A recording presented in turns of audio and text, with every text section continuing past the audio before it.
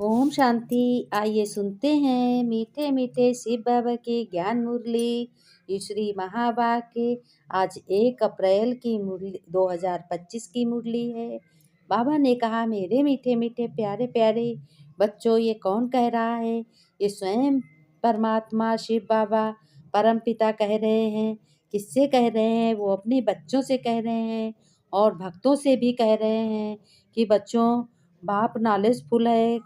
बाबा ने कहा कि बच्चों, तुम्हारा बाप नॉलेजफुल है और उन्हें जानी जाननहार कहना ये उल्टी महिमा है। जानी जाननहार बाबा कहते हैं, उनको कहना ये उल्टी महिमा है। बाप आते ही हैं तुम्हें पतित से पावन बनाने, यानी पतित से पावन यानी दुखी से सुखी बनाने आते हैं। कौन आता है? भगवान आते हैं, स्वयं परम पिता परमात्मा अपने भक्तों को, अपने बच्चों को दुखी से सुखी बनाने आते हैं। वो और जानी जाननहार क्या है? वो भगवान कहते हैं ये तो उल्टी बात है। प्रश्न में बाबा ने कहा, बाप के साथ साथ सबसे अधिक महिमा बच्चों किसकी है और कैसे है? अब सुनो, किसकी है और कैसे है। बाप के साथ भारत की महिमा भी बहुत है। भारत ही अविनाशी अखंड है, अविनाशी खंड है। भारत ही क्या था पहले? भारत ही स्वर्ग था, अब स्वर्ग बनता है। बाप ने भारतवासियों को ही धनवान, सुखी और पवित्र बनाया है, क्योंकि भारत जितना है महान, भारत जितना महान है, भारत जितना धनवान है, सुखी है, वो उतना देश कोई नहीं सुखी है। और भारत से ही देखो सारे जो है, भारत में जो मनुष्यों की इज्जत होती है, विदेश वाले लोग वो भी भारत के लोगों को लेते हैं। जैसे कहाँ कहते हैं, बहुत दूर ले जाते हैं, एशिया ले जाते हैं, अमेरिका जाते हैं, वीज़ा बनवाते हैं।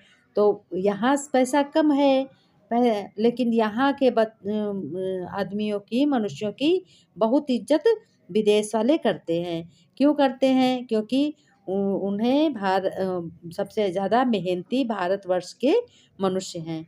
भगवान ने कहा कि बाप ने भारतवासियों को ही धनवान क्या बनाया और सुखी भी बनाया है। भारत में जितने मंदिर हैं उतने कहीं नहीं मंदिर होंगे। जितने भारत में भक्त हैं उसने ज़्यादा कोई भक्त नहीं होंगे। भक्ति और पूजा संस्कार जितने भारत में हैं वो विदेश में कहीं नहीं है। इसलिए भारत धनवान है और भारत सुखी है और भारत में पूजा पाठ है, इसलिए पवित्र भी है। बाबा ने कहा, भगवान कह रहे शिव बाबा कि बच्चों, गीता की भी अपरम अपार महिमा है। गीता सर्वशास्त्रमयी शिरोमणि गीता है। सबसे बड़ा शास्त्र कौन है? गीता है। वो मणि है ना, सभी शास्त्रों की मणि है। तीसरा बाबा ने कहा कि तुम चैतन्य ज्ञान गंगाओं की भी बहुत महिमा है। तुम जो बच्चे चैतन्य हो और सबको ज्ञान सुनाते हो, जो भगवान से सुनते हो वो दूसरों को सुनाते हो। और माताएं बहनें सभी चर्चा करती हैं, देखो सभी विश्व कल्याण की सेवा का संकल्प करती हैं, मेडिटेशन करती हैं, और ज्ञान मुरली रोज सुनती हैं। तो तुम कैसी हो गई? तुम चैतन्य ज्ञान गंगा हो। और ब्राह्मण मनुष्य जो हैं वो ब्राह्मण हैं, बच्चे हैं ब्राह्मण हैं, और बच्चियां हैं वो ज्ञान गंगा हैं। तो बच्चियों की और ब्राह्मणों की बहुत महिमा है। भगवान कहते हैं तुम बच्चे डायरेक्ट ज्ञान सागर से निकले हो। तुम बच्चों ने क्या कहा? भगवान ने क्या कहा? भगवान ने कहा तुम बच्चे डायरेक्ट शिव बाबा के ज्ञान सागर है, ज्ञान सागर से निकले हो। शिव बाबा ज्ञान का सागर है, तुम उनसे ही जन्म लिया है तुमने। भगवान कहते हैं कि बच्चों, तुम्हें ऐसा ही बनना है, श्रेष्ठ बनना है, महान बनना है। जिस तरीके से भारत महान है, भारत माता की जय बोली जाती है, उसी तरीके से बहनों माताओं को भी श्रेष्ठ कर्म करने हैं। क्योंकि सबसे पहले भारत माता की जय बोली जाती है, माताओं की जय बोली जाती है।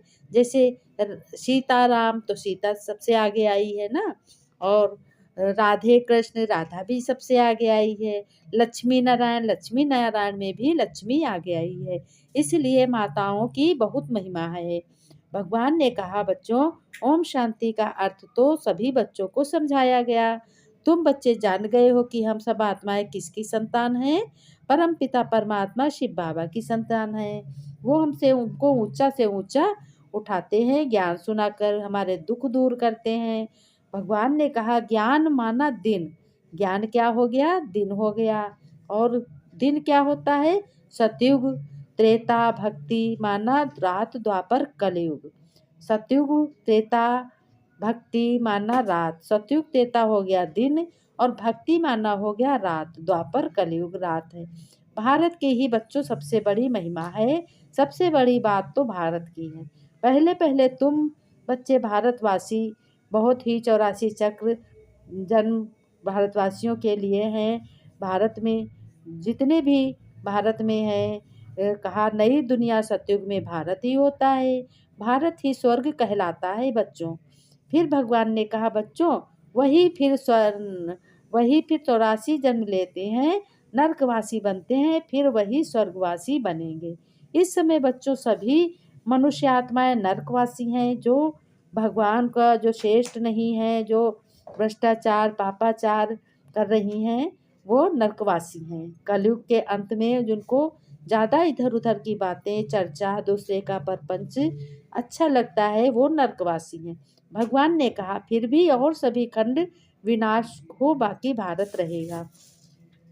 दूर दूर देशों में विनाश होगा, पहाड़ के पहाड़ गिरेंगे, लेकिन भारत में ऐसा कुछ नहीं होगा। भारत खंड की महिमा क्या है? अपरंपार है। भारत में ही भगवान आते हैं और राजयोग सिखलाते हैं। ये गीता का पुरुषोत्तम संगम युग है। भगवान ने कहा बच्चों, भारत ही फिर पुरुषोत्तम बनने का है। अभी वह आदि सनातन देवी देवता धर्म भी नहीं है, राज भी नहीं है। तो बच्चों बताओ, वह युग भी नहीं है। तुम बच्चे जानते हो सबसे बड़ा ऑलमाइटी अथॉरिटी एक कौन है? भगवान को कहा जाता है। भगवान कौन है? परम पिता परमात्मा शिव बाबा है। भारतवासी तो बहुत बच्चे, बहुत मनुष्य आत्माएं भूल जाती हैं। जिनको अहम अहम कहते हैं, जब होता है वो अहंकार होता है। भगवान, मनुष्य ही भगवान बन जाते हैं। साधु संत महात्मा भगवान बन जाते हैं। अरे भगवान, बाबा ने कहा भगवान कोई मनुष्य नहीं बन सकता।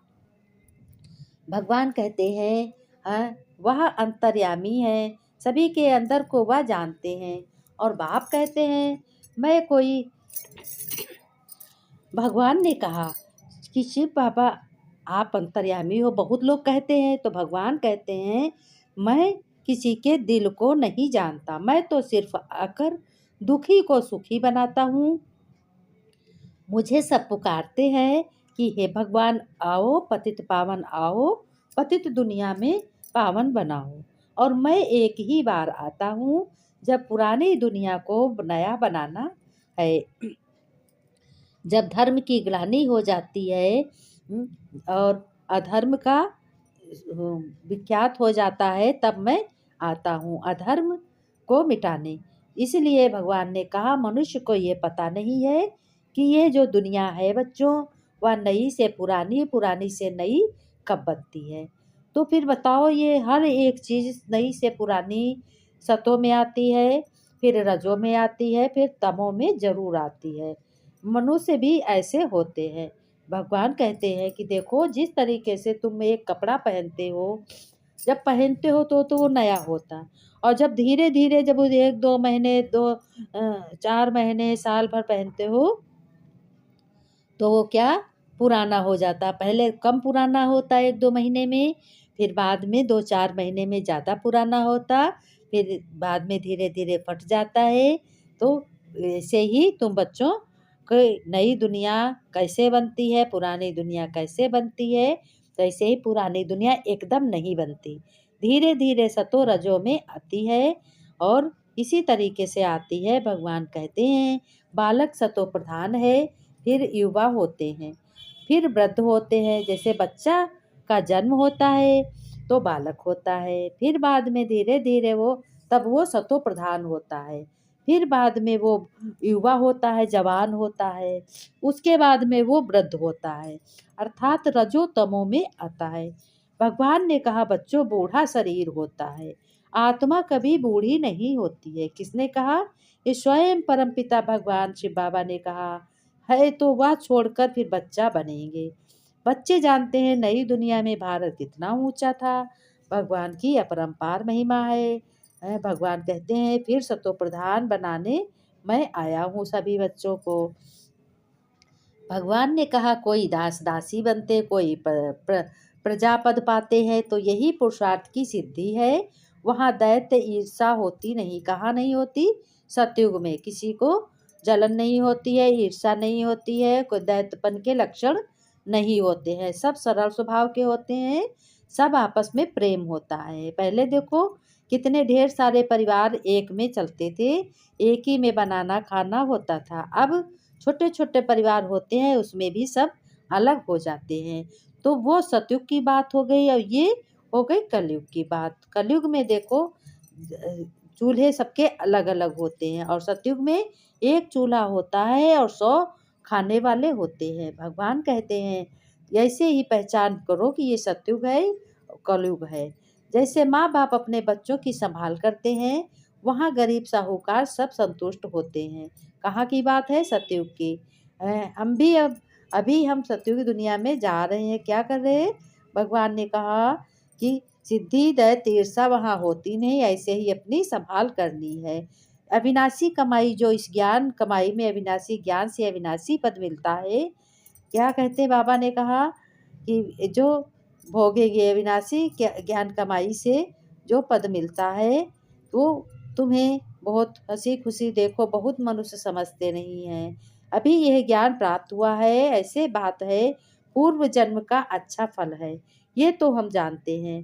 कल्प का चक्र फिरता रहता है, अपने बच्चों को संभाल करते हैं, वहाँ गरीब साहूकार संतुष्ट भी होते हैं। भगवान ने कहा, 21 पीढ़ी तक सुख करते हो। परमात्मा कहते हैं, बच्चे ये गुरु मत शास्त्र मत कोई मेरी मत नहीं है, ये तो सिर्फ मेरे नाम की मत है।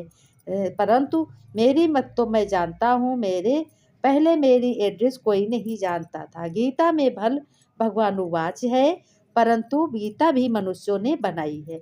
भगवान तो स्वयं ज्ञान का सागर है। भगवान ने जो महावाक्य लिखे हैं, वो ब्रह्मा मुख कमल द्वारा सुनाते हैं। परमात्मा ने संस्कृत में महाकाव्य उच्चारण किए, उसे सीखने बगैर परमात्मा मिल नहीं सकेगा। भगवान ने कहा, ये तो बच्चों और ही उल्टा कर्म कांड में फंसाते हैं ना। वेद शास्त्र पढ़कर अगर सीढ़ी चढ़ जावे, पाप पुण्य हो जाए, तो जब तक कर्म सही नहीं करोगे तब तक कोई भी पुण्य नहीं होगा। देखो एक बाबा ने कहा, देखो ध्रुव प्रहलाद मीरा ने क्या शास्त्र पढ़ा, यहाँ तो पढ़ा हुआ भी सब भूलना पड़ता है। जैसे अर्जुन ने पढ़ा था तो उनको भी भूलना पड़ा। भगवान ने कहा, साफ साफ महावाक्य है, सांसों सांस मुझे याद करो। इसमें कुछ भी करने की बच्चों जरूरत नहीं है। जब तक यह ज्ञान प्रारब्ध तो बनी नहीं, कर्म बंधन के हिसाब किताब से तो मुक्ति मिली नहीं। लोग तो समझते हैं झूठ। बोलना चोरी ना करना किसी को नहीं है। बच्चों किसी को दुख नहीं देना है, ये अच्छा कर्म है। परंतु यहाँ तो सदा काल के लिए कर्मों में बंधायमानी से छूटना है और विकर्मों की जड़ को निकालना है। भगवान ने कहा, हम तो अब चाहते हैं कि बच्चों ऐसा बीज डालो जिससे अच्छे कर्म का झाड़ मिले और बच्चे श्रेष्ठ बने, अगला जन्म भी बच्चों का अच्छा हो। और भगवान कह रहे हैं कि मीठे मीठे सिक्के दे बच्चों प्रति माता पिता बाप दादा का याद प्यार और गुड मॉर्निंग। रूहानी बच्चों की रूहानी बाप दादा के याद प्यार, नमस्ते नमस्ते, गुड मॉर्निंग बाबा, शुक्रिया बाबा शुक्रिया। बाबा ने कहा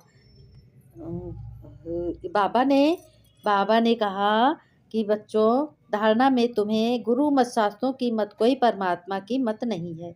परमात्मा कहते हैं, बच्चों यह गुरु मत शास्त्र मत कोई नहीं है। गीता में भल भगवानुवाच है, परंतु गीता भी मनुष्यों की बनाई हुई है। भगवान तो स्वयं ज्ञान का सागर है, अर्थात उतरना पड़े उनको भुलाए एक परमात्मा, बुद्धि जोड़ना है। परमात्मा साफ कहता है, इन कर्मकांड वेद शास्त्र से मैं नहीं मिलता हूँ।